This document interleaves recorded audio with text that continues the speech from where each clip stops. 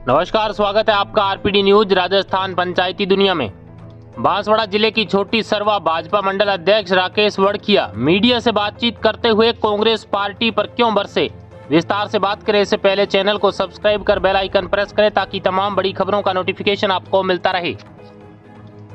RPD news से मैं बिरबल कड़वा और आज हम पहुंचे हैं ग्राम पंचायत बस्सी के जो नवनिर्वाचित सरपंच, साथ ही जो भाजपा मंडल अध्यक्ष छोटी सरवा राकेश जी वड़खिया, युवा सरपंच और समाज सेवी और भाजपा संगठन और पार्टी से जुड़े हुए हैं। इनसे कुछ सवालात भी करेंगे, यहाँ के मुद्दों की, ग्राम पंचायत के विकास के मुद्दों की, वर्तमान में कुशलगढ़ विधानसभा की स्थिति के बारे में जानने की कोशिश करेंगे कि वर्तमान में क्या स्थिति है। पार्टी के अंदर बहुत सी बिखराव की बातें भी आ रही है, युवा है, क्या इनके विचार है, जानते हैं। राकेश जी, हमारे चैनल में आपका स्वागत है। सब धन्यवाद भैया। तो राकेश जी, पहले तो अपने राजनीतिक कैरियर के बारे में थोड़ा हमें बताएं।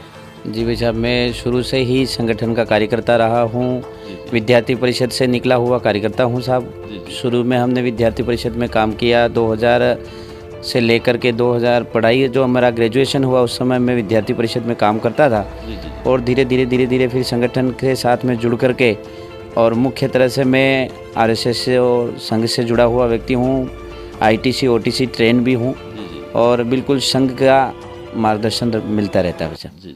और विद्यार्थी परिषद के बाद में फिर युवा मोर्चा में आया। युवा मोर्चा से फिर पार्टी के महामंत्री के रूप में मुझे दायित्व मिला छोटी सरवा मंडल का। और अभी वर्तमान में भारतीय जनता पार्टी हमारे ग्रामीण छोटी सरवा मंडल का अध्यक्ष के नाते पिछले 3-3.5 सालों से काम कर रहा हूँ। जी भैया। राकेश जी, आप छात्र संघ राजनीति से रहे हैं, एजुकेटेड हैं, तो समाज सेवा का यह जो कैरियर है, राजनीति कैसे चुना? सर्विस वगैरह भी आपने ट्राई की? साहब 2012 में मेरा 3rd ग्रेड में चयन हुआ था उदयपुर में, लेकिन कांग्रेस की सरकार थी उस समय। और हमारे यहीं से स्थानीय महेंद्रजीत सिंह जी मालविया मंत्री थे उस समय पंचायती राज के। हमारा जब चयन हुआ पंचायती राज का, उस समय मेरे कुशलगढ़ विधानसभा के कई सारे युवा साथी चयनित होने के बाद भी रह गए। और जब 2012 में 3rd ग्रेड का हम पास हुए, उसमें वो डॉक्यूमेंट्स हमारे वेरिफिकेशन किए। उसके बाद में जब हमारा लास्ट में नाम नहीं आया तो वहाँ से हमको हटा दिए, दुड़ा दिए। तो वो आज भी हमारा केस चल रहा है। और उस समय से मेरे कई सारे युवा साथी जो है वो राजनीतिक क्षेत्र में फिर काम करने लगे। और धीरे धीरे कहीं न कहीं अच्छे पदों पर मेरे साथी सभी लोग काम कर रहे हैं। जी। राकेश वड़खिया का नाम अगर छोटी सरवा की बात करें, इस क्षेत्र के अंदर काफ़ी चर्चा में आ चुका है। वजह क्या माने हम? भविष्य की राजनीति को लेके कुछ आगे कुछ नया परिवर्तन कर रहे हैं, नई पंचायत समिति बन रहे हैं, क्या उम्मीदें लगाए बैठे हैं लोग, या आपके मन में भी कुछ राजनीति में कुछ जिज्ञासा रखते हैं? भाई साहब, मैं स्वयं अपनी बात तो नहीं कहना चाहूँगा, लेकिन शुरू से ही मैं जब विद्यार्थी परिषद में था तब से ही इस क्षेत्र में हमारे शिक्षकों की कमी हुआ करती थी। तो मैं स्कूलों में तालाबंदी करना, स्टाफों को लाना, शुरू से ही मैंने कहीं ना कहीं विद्यार्थी जीवन से ही राजनीति का जो काम है वो शुरू कर दिया था। सेवा के माध्यम से हो चाहे सामाजिक क्षेत्र में हो, शुरू से ही मेरा जो विचार है या इंटरेस्ट है वो कहीं न कहीं समाज सेवा में ही रहा है। और उस समय जब मैं विद्यार्थी परिषद में था तो कहीं न कहीं छात्र राजनीति का जो फ़ायदा है वो मुझे मिला। और उसके बाद में फिर मैंने जब 2012 के बाद में ये स्थितियाँ बनी तो मैंने उसी समय फिर जिला परिषद का चुनाव लड़ लिया। और पूरे मेरे खेड़ा धरती के कार्यकर्ताओं ने, मेरी जनता ने मुझे सहयोग किया और मुझे जिला परिषद में जाने का अवसर मिला। और जिला परिषद के साथ साथ में भीमा भाई, हमारे पूर्व संसदीय सचिव के कार्यकाल में उनके साथ में काम करने का मौका मिला। तो उनके साथ में रह करके मेरे इस क्षेत्र की 20 पंचायतों में कहीं न कहीं मैं गया, घूमा और जनता की सेवा की, सामाजिक कार्यक्रमों में भाग लिया। तो उससे क्या धीरे धीरे पूरे क्षेत्र में सभी जनता का भी आशीर्वाद है। और काम के मामले में मैं लगातार दिन रात कहीं न कहीं जनता के बीच में रहता हूँ। वर्तमान में बस्सी की जो कमान है, ग्राम पंचायत के सरपंच आपके परिवार से हैं, किस प्रकार के काम हुए हैं? ग्राम पंचायत बस्सी में साहब पिछले कई सालों से सरपंच पंचायती राज के हुआ करते थे, लेकिन कहीं न कहीं मेरे इस पंचायत के लोग बेचारे पिछड़े हुए थे, जानकार नहीं थे। जब से मेरे पास पिछले 3.5 साल से ये जिम्मेदारी मिली है, ऑल ओवर आप पंचायत समिति में देख लो, मेरे काम के मामले में हम पहले पंचायत है हमारी बस्सी जो पंचायत समिति में फर्स्ट आती है। एमएलए साहब के समय में भी नरेगा में हमने बहुत काम कराया। और वर्तमान में सबसे ज़्यादा जो काम है वो मेरी पंचायत में चल रहे हैं। मेरे इस ग्रामीण क्षेत्र में सबसे ज़्यादा कुएं का काम है वो भी मेरे यहाँ पे चल रहा है, केटल शेड का काम भी चल रहा है। साथ साथ में मैंने पंचायत समिति और जिला परिषद से भी अलग से सैंक्शनें करवाई, जिससे मेरे पंचायत में रोडों का काम भी हुआ है और बिजली का काम भी मैंने हमारे प्रधानमंत्री जी की कई सारी स्कीमों को ला करके ने यहाँ पर पूरी पंचायत में बिजली का काम करवाया। सबसे ज़्यादा मुझे खुशी इस बात की है कि पूर्व संसदीय सचिव भीमा भाई के द्वारा हमको यहाँ पर पेयजल की स्कीम के 1,65,00,000 रुपए मिले थे। उस स्कीम को मैं पूरी ईमानदारी के साथ में मेरी पंचायत में चला रहा हूँ।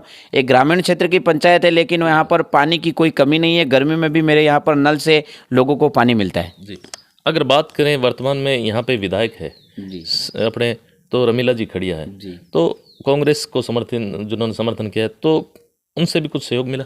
साहब, उनसे मुझे किसी प्रकार का सहयोग नहीं मिला।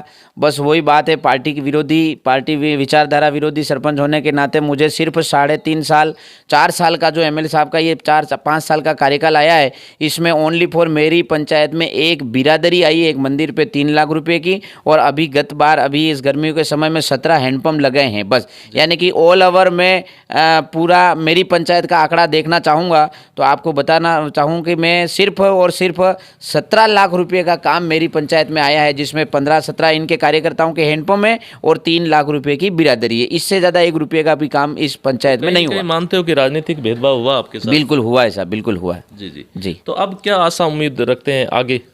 आगे तो साहब आशा तो क्या है, लोग सब जानते हैं, आजकल लोग समझदार हो गए हैं। तो और कभी राकेश जी कहीं ऐसा तो नहीं, भाजपा मंडल अध्यक्ष हैं और प्लस सरपंच, कभी आप गए ही नहीं ऐसा? ना, मैं बिल्कुल संपर्क में रहा हूँ उनसे काम के लिए। उनके कार्यकर्ता भी हैं, उनको भी मैंने बोला कि आप तो मैडम से काम लाओ, अपन मिल करके काम करेंगे, लेकिन हमें काम उपलब्ध नहीं हो पाया ऐसा। जी जी जी।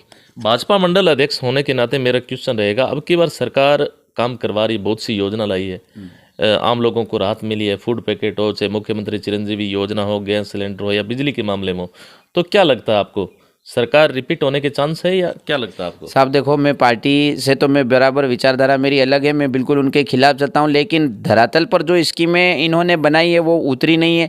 अभी आप फूड पैकेट को लेकर के देख लो, हमारे यहाँ पर मेरी पंचायत की बात करो, मेरे 1800 राशन कार्ड है, उसमें से सिर्फ 45 लोगों को ही फूड पैकेट मिला है। चिरंजीवी योजना नाम मात्र के लिए है, उसमें किसी भी व्यक्ति को कोई फायदा उपलब्ध नहीं हो पा रहा है। अभी बिजली की बात करते हैं अपन, तो बिजली के लिए इन्होंने बोला हम बिल नहीं देंगे, लेकिन मेरे ग्रामीण क्षेत्रों में अभी भी लोगों के बिल आ रहे हैं, बहुत ज़्यादा बिल आ रहे हैं। इसलिए सरकार की जो वास्तव में स्थितियाँ होनी चाहिए वो नहीं है, और लोगों को जो फायदा मिलना चाहिए था साहब वो नहीं मिल पाया है। लोग तो कह रहे हैं गरीबों के हित में, लोग कह रहे हैं कि वास्तव में ये योजना लाभकारी सिद्ध हो रही है। 25 लाख का एक आज तक किसी ने इतिहास रचा है, आज तक किसी भी सीएम ने इतनी बड़ी घोषणा नहीं की।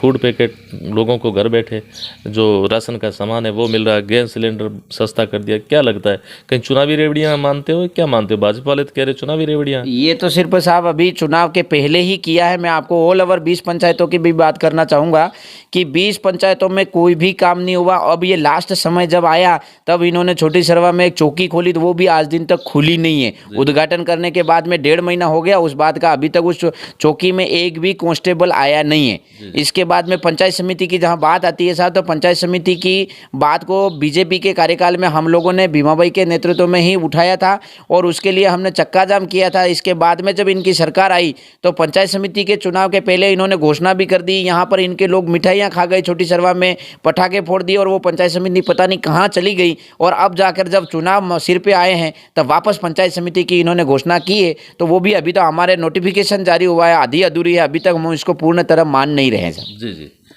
बात करें अपन अगर बीजेपी की, जी, किसको दावेदार मानते हो भारतीय जनता पार्टी के नेक्स्ट विधानसभा चुनाव के मुख्य दावेदार कौन मानते हो? पचा हमारी पार्टी में एक अलग सा पार्टी का संविधान बना हुआ है, उसमें बात यह है कि दावेदारी तो हर कोई पेश कर सकता है, उसके लिए ना नहीं है। कार्यकर्ता कोई भी हो अपने आप में अगर वो मानता है कि मैं इस पद के लायक हूँ या इस पद के लिए मैं चुनाव लड़ सकता हूँ तो वो दावेदारी करता है। लेकिन कुशलगढ़ विधानसभा में देखें तो हमारे जो पूर्व संसदीय सचिव महोदय हैं उन्होंने 800 करोड़ रुपये की जो स्कीम लाए थे वसुंधरा जी के कार्यकाल में, उस बात को लेकर के वास्तव में वो काम धरातल पर उतरा है और वो दिख भी रहा है। जबकि वो 2.5 साल की स्कीम थी, लेकिन इस सरकार ने उस काम को भी रोका और आज दिन 5 साल पूरे होने आ गए, अभी तक वो स्कीम स्टार्ट भी नहीं हुई। इसलिए लोगों में एक क्रेज है कि ये स्कीम भीमा भाई लाए थे और उनके हाथों ही इसका उद्घाटन होगा। उसके नाते पूरे क्षेत्र में कहीं ना कहीं भीमा भाई का नाम अच्छे काम के लिए जाना जाता है। ऐसा सुनने में है कि आपके जो यहाँ कुशलगढ़ विधानसभा की बात करते हैं तो कहीं न कहीं भाजपा के अंदर आपसी फूट नजर आ रही वर्तमान में। जी जी। तो इसको लेके क्या कहना चाहेंगे? मैं तो सिर्फ इतना कहना चाहूँगा कि कार्यकर्ता है, मांग करता है, सब कुछ है, लेकिन हमारे संगठन की एक रीति नीति है कि भारतीय जनता पार्टी का जो हमारा सिंबल है कमल का फूल, वो जिसके भी हाथ में रहेगा उसके पीछे सारे कार्यकर्ता चलेंगे, ऐसा कोई बात नहीं है सर। जी जी। इसके अलावा अपने क्षेत्र के युवाओं की अगर बात करते हैं यहाँ, जी। तो युवाओं का एक बहुत बड़ा मुद्दा है बेरोजगारी, उसको लेके क्या कहना चाहेंगे? साहब बेरोजगारी तो अपन जान रहे हैं, अब शिक्षा का क्षेत्र हमारे इस एरिया में भी बड़ा है, कहीं ना कहीं लोग शिक्षा को लेकर के कंपटीशन चल रहा है, तो बेरोजगारों के लिए तो कहीं अपन मानते हैं अनेक सारी स्कीमें भी चल रही है, लोगों को रोजगार देने के लिए मोदी सरकार ने भी कई सारे काम दिए हैं, प्राइवेट लोन के माध्यम से भी लोगों को स्वरोजगार बना रहे हैं, सब कुछ है, लेकिन बेरोजगारों के मन में कहीं ना कहीं इस सरकार के खिलाफ बहुत आक्रोश है, क्योंकि बेचारे लोग ग्रामीण क्षेत्र से कहीं ना कहीं बाहर जाते हैं, तैयारियां करते हैं, लेकिन 18-19 बार पेपर लीक होना हमारे इस क्षेत्र के युवाओं के साथ में बहुत बड़ा अन्याय है साहब। अंतिम क्वेश्चन रहेगा, अब की बार एक नया मोड़ आया है, जनसंख्या के अनुपात में आरक्षण की मांग बहुत की जा रही है। अभी जो आंदोलन हुआ उसको लेके क्या कहना चाहेंगे? वास्तव में यह एक हक होना मिलना चाहिए या नहीं मिलना चाहिए?